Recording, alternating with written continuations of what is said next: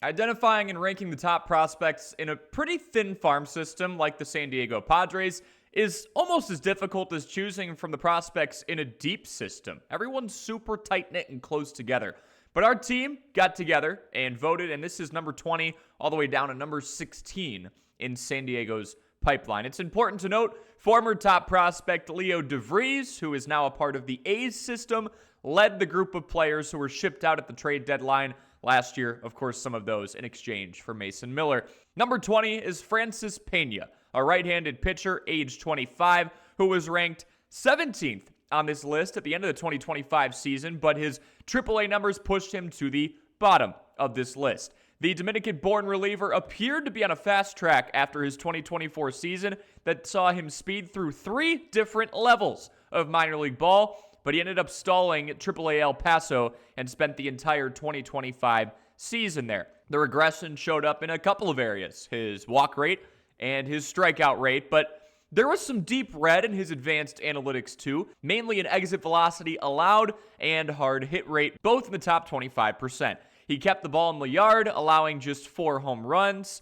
Pena relies on a hard sinker and slider that are delivered from a 44.5-degree arm angle. You don't see that very often. The sinker averaged 95.4 miles per hour with 11 inches of arm side run and 5 inches of vertical break this past season. The slider clocked in the upper 80s, 87.3 miles an hour, and had little depth. It was more of a sharp bullet.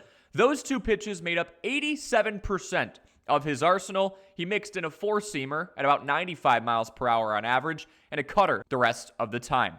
He showed enough to earn a non-roster invite to spring training for a second consecutive year, but the Padres' big league bullpen depth may make it tough for him to break through for a while. Number 19 is Eric Yost. Yost, age 23, a right-handed pitcher, cracks the top 20 3 years after being drafted by the Padres in the 17th round out of Northeastern University. Sneaky good baseball program, by the way. He earned the spot with a breakout at High A that earned him a late-season promotion to Double A. Yost made 8 starts for San Antonio, and his stats there showed that the move challenged him a bit. Contact and pull rates were higher than what he allowed in the Midwest League, and the swing rate decreased. He struggled mightily with command as he faced better hitters, posting 26 strikeouts to 27 walks over 37 1/3 innings of work. Inconsistency, another problem for Yost. His first 2 Double-A starts were phenomenal, but 5 of his last 6 were rather poor. Overall, 2 splits stood out to us. Left-handed batters' OPS against him, 95 points higher than what right-handed batters produced. An opponent's OPS with runners on base was 110 points higher than their OPS with the bases empty. One thing, though, was in his favor. Left-handed hitters' OPS was inflated by a 353 batting average on balls in play, a sign that some bad luck may have been involved. Yost's fastball sits in the low to mid-90s, but his combination of curve and slider sweeper are graded highly by Prospect Savant, among other sites. If he can get his velocity just a little bit higher, his pitchability will need to still be top tier. Number 18 is Deivid Coronil. Coronil, 18 years old at this point, is one of 8 players in our top 20 who made their professional debuts just this past season in 2025. The Venezuelan native was a highly sought-after January international free agent. San Diego, who has taken a liking to landing those, cough, cough, Ethan Salas. San Diego landed him with a $900,000 signing bonus. MLB.com ranked him 35th in its international prospects top 50. A few months after signing, he saw regular action with the Padres Gold in the Dominican Summer League. A big part of his appeal is his reputation as an elite fielder. MLB.com has already assigned him a 65 field grade on the 20 to 80 scouting scale. His 4 errors in 14 games at shortstop and then 8 errors in 27 games over on the hot corner last year look like the work of a young player who's still trying to figure it out. His arm, run, and hit rates are all listed at 50 each, and his power grade is 35. The slug, I will say, could emerge once he grows a bit more into his body. His frame currently listed at 6'3", just 162 pounds. Plenty of room to grow there. And his running grade might be a bit low considering he was a perfect 8 for 8 on steal attempts. The Padres are famous for rushing some of those young prospects through their system. This might need to be one that they just take their time on a little bit more.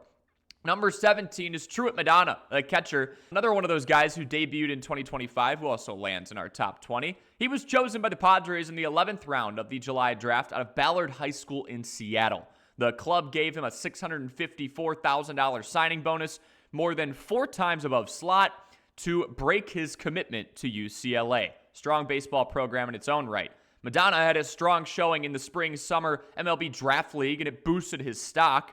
He made his pro debut 2 weeks before the end of the California League season with Lake Elsinore. Started 7 games at catcher, 2 games at first base. Contact was a big issue, noted by his 38.3% strikeout rate and 61.3% ground ball rate over the course of 60 plate appearances.